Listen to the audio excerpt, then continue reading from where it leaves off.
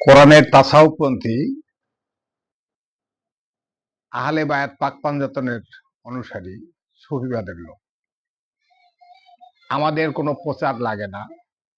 আমাদের প্রচার করছে যারা ইসলাম ধর্মের মানেনি, গ্রহণ করেনি। তারা তাফসির মাহফিল করে সেখানে আহলে বায়াত অর্থাৎ তরিকতের বিপক্ষে অনর্গল কথা বলে যাচ্ছে। এরপরে মসজিদে যে বেতন নেওয়া চাকরি করা চাকর, উনি নিজেকে দাবি করে ইমাম অর্থ নেতা। তাহলে উনি নেতাও না, উনি হলো কমিটির অধীনে চলা লোক। আমরা ওদিকে যাব না। আমরা যাব, আমরা কেন আহলে বায়াত গ্রহণ করেছি, কেন পাক পাঞ্জাতন অনুসারীর কাছে গেছি।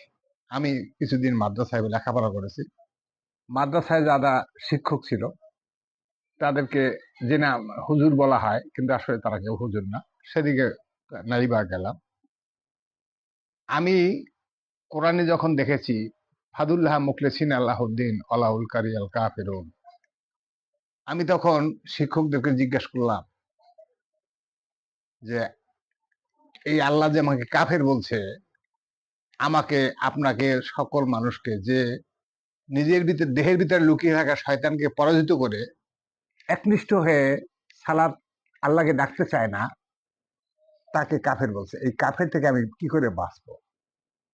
তখন ওই শিক্ষক, মাদ্রাসার শিক্ষকরা, মানে সবগুলো শিক্ষকের কাছে জিজ্ঞাসা করছি, এছাড়া অন্যান্য মাদ্রাসার শিক্ষকদেরও জিজ্ঞাসা করছি, মসজিদে যারা ইমামের চাকরি করে তাদেরকেও জিজ্ঞাসা করছি, কিন্তু সমাধান তারা দিতে পারেনি। এখন সমস্যা হলো, আমি যখন একটা জিনিস চাই বা আপনি যদি কোনো জিনিস চান, নিশ্চয়ই কোথায় আছে আপনি খুঁজে নেবেন। যতই তারা, মানে আমি শুনে আসছি মসজিদে বহু ধরনের কথা, তাতে আমার কিছু আসে যায় না। আমার হলো, আমি একটা ক্ষুধার্ত মানুষ, খাবো, কোথায় গেলে পাবো। এজন্য আমি আপ্রাণ চেষ্টা করে গেছি। তার ফলশ্রুতিতে বিভিন্ন পীরের কাছেও গেছি, কিন্তু অধিকাংশ পীরই আমি দেখছি যে টাকার দিকে লোভী। এখন নজরানা এরা নিতে রাজি, কিন্তু আমি যে মুক্তি পাবো কিসে, এই জ্ঞানটা আমি পাই না। আমি ক্ষুধার্ত ছিলাম।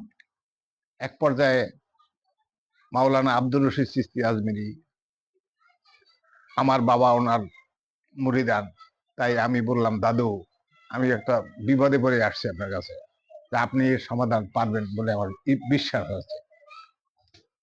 তো উনি বলল, কি সমস্যা? আমি বললাম যে তাহলে তো বলছে যে এটা তো কোনো কঠিন কিছু না, কিন্তু তোমাকে আহলে বায়াত গ্রহণ না করলে আমি দেওয়ার ক্ষমতা রাখি না। তাহলে আহলে বায়াত কেমনে হবে তা আমাকে করে দেন, তাতে আমি রাজি। তবু আমার মনের জ্বালা মিটুক, মনের আকাঙ্ক্ষা মিটুক। এরপরে উনি আমাকে মাত্র 1 মিনিটের মধ্যে যে কথাটা বলেছেন, সেই কথাটা যখন আমি শিখাইছেন এবং ওই কথা যখন আমি কাজে লাগাইছি, আমি দেখি আমার দুনিয়ার চিন্তা ভাবনা সব হারিয়ে গেছে। আমি এই অবস্থায় আবার চিন্তা করলাম যে আমি সালাতে যাই, যে আমার এটা হয় কিনা। তখন আমি সালাতে মুখে পাঠ করতেছি সূরা কেরাত, কিন্তু আমার মন কোথাও যাচ্ছে না। আমি তখন খুশিতে অনেক খুশি, মানে এতটা খুশি যে আমি বিগত দিনে যে নামাজে গেছি, তাতে আল্লাহ পাক বলছেন ফাওয়াইলুল মুসাল্লিন আল্লাযিনা হুম, আল্লাহ বলছে আমি অভিশাপ দিচ্ছি, ধ্বংস হোক, দোজখে যাক ওই সমস্ত লোক যারা মন নামাজে রাখতে পারে না। তাহলে আমি কেন নামাজও আদায় করব, আবার দোজখেও যাব? আমার তো খুব কষ্ট লাগে। আমার কষ্টের কথা আমি আপনাদের সঙ্গে শেয়ার করতেছি। শ্রোতা মণ্ডলী, আপনারা যদি উপকৃত হন, এটাই আমার সার্থকতা। আমি আপনাদের থেকে কিছু চাই না। কেন? হেদায়েতের মালিক একমাত্র আল্লাহ। আপনি কেন ওই পাক পাঞ্জাতনের অনুসারী হবেন? মাদ্রাসায় পাশ করে এক শ্রেণীর লোক আলেম দাবি করে। আলেম হইতে গেলে আল্লাহর সঙ্গে কথা বলার মতো কথোপকথন, অর্থাৎ কথা বলতে হবে। আমি আল্লাহ কথা বলবো, আল্লাহ আমার কথা শুনবে, আমাকে আল্লাহ উত্তর দেবে। তাহলে আমার সঙ্গে আল্লাহর একটা সুসম্পর্ক সৃষ্টি হবে। এজন্য প্রয়োজন আমার এই মুখলেসিল্লাহদ্দিন হওয়া, অর্থাৎ আত্মশুদ্ধি, বিশুদ্ধ চিত্ত, একনিষ্ঠ, দেহ মন এক। তাহলেই আমি নিশ্চিত, আপনারাও নিশ্চিত হবেন যে আপনার যখন মনকে দেহের অধীন করতে পারবেন, আপনি এখন নামাজে যাবেন, তখন আপনার ছেলে গেল কই, মেয়ে গেল কই, বন্ধু গেল কই, বান্ধবী গেল কই, টাকা পাবো কোথায়, মায় কি বলছিল, বাবা কি বলছিল, আত্মীয় স্বজন কি বলছিল, বাজার করবো কখন, খাবো কখন, ইত্যাদি যে কোনো একটা কথা মনে আসে। তাহলে নামাজে যাচ্ছেন, নামাজ হচ্ছে না, হচ্ছে না তো হইছে না একটা জিনিস, কিন্তু পাপটা তো হচ্ছে। তাহলে আমি কেন নামাজও আদায় করব, আবার দোজখে যাব? বিষয়টা হচ্ছে, আপনি আপনি যদি মুক্তি চান, অবশ্যই যিনি এই মুক্তির রাস্তা শিখে দেন, মুক্তি হবে কিসে? আমার ভিতরে একটা শয়তান দেওয়া আছে, পরীক্ষা, আমাকে আমাকে পরীক্ষা দিতে হবে আল্লাহর কাছে। কি পরীক্ষা? আমার ভিতরে একটা শয়তান দিয়ে দিয়েছে, নফসে আম্মারা, নফসে লাওমা, নফসে মুতমাইন্না, নফসে রহমানিয়া। এই নফসে দিয়ে দিয়েছে, সেই নফসকে আমাকে পরাজিত করে নফসে মুতমাইন্নে রূপান্তরিত করতে হবে। এই হলো আমার পরীক্ষা। এইটা যিনি জানেন, তার কাছ থেকে আমাকে শিখতে হবে। অন্য থেকে আমি কখনো এই শিক্ষা পাবো না। যিনি জানেন, অর্থাৎ যিনি জানেন। আবার কিছু কিছু আহলে বায়াত গ্রহণ করার লোক আছে, আমি পাইছি, তাদের কাছেও আগে জিজ্ঞাসা করছি, তো বলছে যে আপনি তো বায়াতের লোক না। তো বায়াতের লোক না, তাহলে আমি কি পাবো না? আগে আপনি বায়াত হয়ে আসেন। কার কাছে বায়াত হবো? যিনি এদের শিখাইতে পারে, শিখাইতে পারলেই হবে না, যিনি এই দায়িত্ব পাইছে, মানে মুর্শিদ, মানে শিক্ষক, টিচার, হাদি, যে দায়িত্ব পাইছে, তার থেকে আপনার শিখতে হবে। কিন্তু আমরা জানলেও আমরা বলবো না, আমরা আহলে বায়াতের লোক, কিন্তু বলবো না, মানে মরে যাবো তবু এই কথা প্রকাশ করবো না। এটা হলো আল্লাহর হিকমত, আধ্যাত্মিক জ্ঞান। তাহলে আধ্যাত্মিক জ্ঞান কেন প্রয়োজন?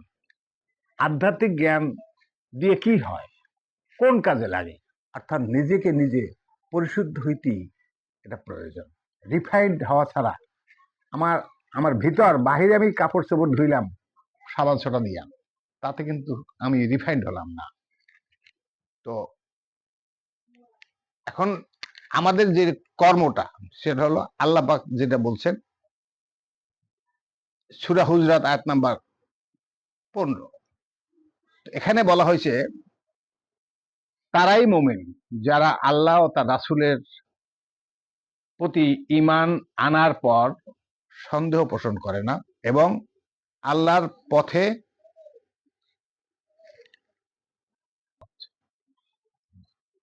দ্বারা জিহাদ করে, তারাই সত্যনিষ্ঠ। তাই আমাকে সত্যনিষ্ঠ, অর্থাৎ আমি সত্যের উপর প্রতিষ্ঠিত, আমাকে সত্যের উপর প্রতিষ্ঠিত হতে হবে। আপনি সত্যের উপর প্রতিষ্ঠিত হবেন, আপনি নিজেই সত্য অনুভব করতে পারবেন। সূরা তাগাবুন আয়াত নাম্বার 2, এখানে আল্লাহ কি বলছেন? আমি তোমাদের সৃষ্টি করেছি, তোমাদের মধ্যে হয় কেউ কাফের, না হলে কেউ মুমিন। তোমরা যা করো আমি তা দেখি। আসলেই তো আল্লাহ দেখছে, আল্লাহ দেখার ক্ষমতা আছে। এক শয়তান, ইবলিস বা খান্নাস বা মরদুদ, প্রতিটা লোকের সঙ্গে যদি দিতে পারে যে আল্লাহ, সেই আল্লাহর কত ক্ষমতা আমাকে বুঝতে হবে। আমি মৃত্যু পথযাত্রী, আমি এখানে থাকতে পারবো না, সাময়িক সময়ের জন্য আসছি। কিসের আমার অহংকার? আমার ভিতরে ইগো থাকতে পারে না। ইগো, অহংকারের মালিক একমাত্র আল্লাহ। আপনারা আমার কথায় কেউ অখুশি হলে ক্ষমা করবেন। আমরা চাই, হেদায়েতের মালিক আল্লাহ।